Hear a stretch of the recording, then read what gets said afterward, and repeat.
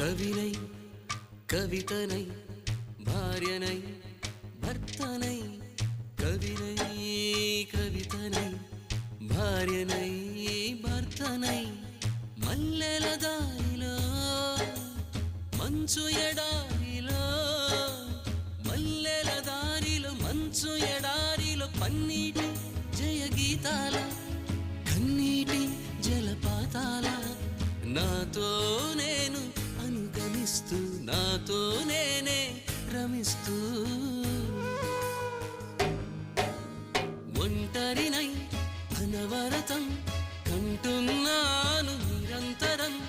కలల్ని కథల్ని మాటల్ని పాటల్ని రంగుల్ని రంగవల్లుల్ని కావ్య కన్యల్ని ఆడపిల్లల్ని జగమంత కుటుంబం నాది